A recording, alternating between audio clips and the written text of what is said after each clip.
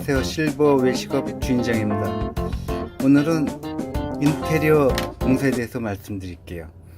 여러분들 인테리어 공사가 굉장히 어렵습니다. 그냥 쉽게 만만하게 보지 마십시오.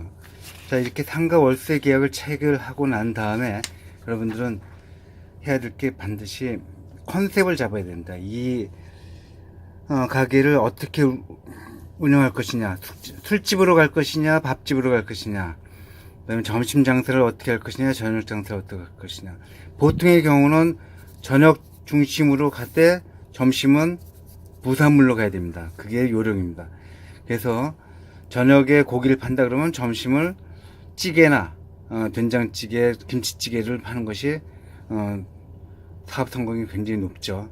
그래서 이런 컨셉을 잡는데 여러분들 보시면 술집을 잡았으면 술집 분위기를 아웃테리어, 인테리어, 간판, 음향, 카운터, 테이블을 어떻게 할 것이냐를 또 생각해 봐야 되고, 술집 서비스를 위해서 유니폼 채용을 어떻게 할 것이냐, 술집 근무 시간은 몇 시부터 몇 시까지 영업을 할 것이냐, 이런 것들을 우리가 컨셉을 잡아야 됩니다.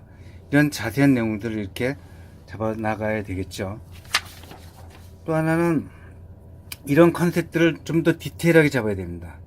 디자인, 이런 명암이나 또는 그 간판이나 이런 것들은 어디에 맡길 것이며, 도면은 설계를 할 것인지 내가 직접 할 것인지 설계자에 맡길 것인지 이런 것도 생각을 해봐야 되겠죠. 자, 보면 타겟을 잡아야 돼요. 그 지역의 주 동선에 움직이는 많은 인원 중에 20대, 30대 직장인이 많은지, 여자가 많은지, 그 중에 회사원이 많은지, 그리고 그 주거인이 많은지를 잘 파악해서, 이거는 뭐 그때 말씀드렸듯이 소상공인 데이터 분석에서 많이 나와 있습니다. 아니면 저 같은 경우는 그걸 보지 않죠. 아무리 봐도 신뢰가 좀 많이 떨어집니다. 저는 거기서 최소한 한 달 정도 체크를 합니다.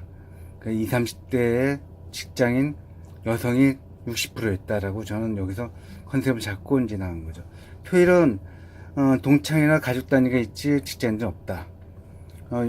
그래서 요구 식당은 점심은 약 7,000원에서 9,000원 정도짜리를 좋겠고, 근데 저녁은 약 2만 정도 코스 안주가 적당하겠다고 잡은 겁니다. 경쟁사는 그 앞에 뭐 대게나라, 푸주옥 이런 회사들이, 이런 식당들이 많고, 또 저녁은 신태평양, 도우리 이런 식당들이 많았죠. 이런 걸 주 경쟁사들의 맛을 다 한 번씩 가서 먹어봐야 되고, 금액이 얼마인지, 반찬이 어떻게 나오는지, 그 원가는 어느 정도 율을 가지고 그 사람들이 퍼주고 있는지를 잘 봐야 됩니다. 또 점포를 보면 점포의 장점을 정확히 알고 있어야 돼요. 우리가 내가 이번에 40평짜리 지하 뭐 얻을 때는 인접성, 노출도, 접근성은 굉장히 좋았는데, 지하라는 단점하고 그 매장 면적이 좀 적다는 부분. 사실 지하나 2층은 매장 면적이 최소한 60평 이상이 굉장히 적당합니다. 40평은 좀 작았죠. 그래서 망했습니다. 자, 메뉴 구성도 생각을 안 할 수가 없는 게, 이거에 따라서 그 인테리어가 굉장히 달라집니다. 그래서 메뉴 구성 많이 해봤죠. 근데 세팅을 어떻게 할 것이냐도 고민을 해본 사안입니다. 그래서 그 세팅에 그릇들은 어떻게 크기를 나갈 것인지, 어떤 색깔로 나갈 것인지 대충 머릿속에 잡아본 내용이죠. 그리고 테이블은 테이블 위에는 어떤 세팅을 할 것인지, 셀프바를 놓을 것인지 말 것인지, 가격은 중고가로 할 것인지 고가로 할 것인지, 메뉴는 보편 타당한 것인지 아니면 특별한 것인지, 즉 이게 관여도가 높을 것이냐 관여도가 낮을 것이냐를 저희가 생각하고 메뉴를 잡죠. 지하의 경우는 관여도가 굉장히 낮은 특별한 음식을 주는 게 좋고, 고가일 게 좋고, 1층일 경우는 관여도가 낮은 게 좋습니다. 자, 분위기와 유통도 좀 따져봐야 되는 일이고요. 자, 입구를 어떻게 갖고 갈 것인지도 한번 쭉 보고 있습니다. 홀은 어떻게 갖고 갈 것인지, 룸은 또 어떻게 만들 것인지, 식자재 유통은 어디서 어떻게 해서 몇 시에 어디다 보관할 것인지도 생각하고 있습니다. 자, 이렇게 쭉 돼 있죠. 판촉은 또 어떻게 꾸려나갈 것인지, 이게 다 인테리어하고 굉장히 직접적인 관련가 있습니다. 그래서 이걸 컨셉을 잡을 때 디테일하게 잡는 것입니다. 자, 그래서 메뉴판이 대충 나옵니다. 영작 메뉴판까지 이렇게 나오면 이게 이제 주 메뉴판이고, 이게 굉장히 디테일한 메뉴판입니다. 이 메뉴판이 이렇게 나와야지만 이 메뉴에 맞는 주방이 설계되니까요. 여러분들 코스 요리까지 메뉴판을 보셨습니다. 자, 그리고 나서 이제 디자인을 하게 되죠. 실측을 먼저 다 하고요. 실측에 따른 뭐 목공, 전기, 뭐 닥트 모든 설계를 다 이 도면에 넣습니다. 예를 들어서 가스를 보면, 가스는 이 홀입니다. 홀에서 이 벽걸이에 그 히터 가스가 있고요. 지금 있는 여기 이제 홀에 그 전골 가스는 다 철거를 한 상태입니다. 그리고 여기는 테이블을 놓기 때문에 컨센트도 있어야 되고, 여기 벽면에는 난로 컨센트도 있어야 되겠죠. 가스가 있어야 되겠죠. 여기는 그 셀프바고요. 그래서 여기 주방은 또 별도로 이제 나오겠지만, 이 주방에 설치할 가스도 이렇게 설계를 해 놓습니다.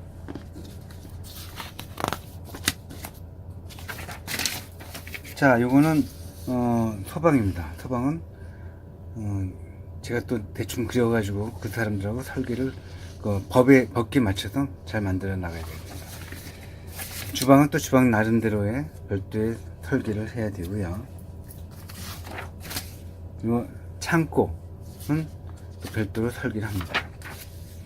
간판은 이 빌딩의 노출도를 높이는 부분에서 아웃테리어하고 같이 연결해서 간판을 서로 이제 디자인하게 되죠. 이 토탈 디자인을 속에 이제 구체적으로 내가 관리하는 내용입니다. 이거는 이제 목공하고 전기가 같이 들어가 있는 그런 내용입니다.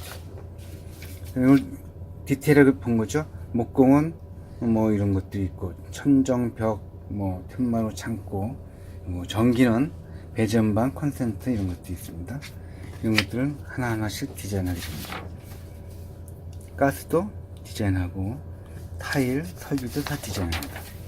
소방도 디자인하고, 닥트도 굉장히 중요한 요소들 다 떠놓습니다. 지하라 닥트는 제가 굉장히 소중하게 심혈을 기울여서 투자 많이 했습니다. 왜냐하면 닥트가, 지하일 경우는 닥트가 중요한 것이 항상 프레시 에어를 공급함으로써 직원도 쾌적하고 손님도 쾌적할 수 있도록 해야 됩니다. 자, 기구들이죠. 그릇들이고요. 요거는 이제 테이블 세팅할 때 놔야 되는 그런 것들을 디자인합니다. 자, 여기 가장 포인트는, 홀의 포인트는 북박이였습니다. 북박이를 어떤 크기로 어떻게 해서 제작을 하느냐. 그다음에 주방의 가장 키 포인트는 화덕이었죠. 그래서 이제 고기를 구워야 되니까 화덕을 어떻게 하면 그게 좀 내가 가장 편하게 쓸 수 있는 화덕을 만드느냐.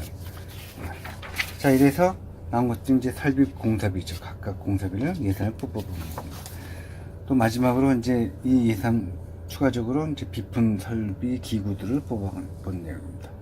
자, 이렇듯이 여러분들이 이러한 많은 과정을 통해서 해야 되는데, 여러분들은 제가 지난번에 좀 말씀드렸듯이 꼭 지인을 통해 가지고 두세 번의 이 공사 인테리어를 직접 창반해서 일주일 한 달이면 한 달 동안 한번 해 보시기 바랍니다. 그래야지만 요령이 생기고 실패가 없습니다.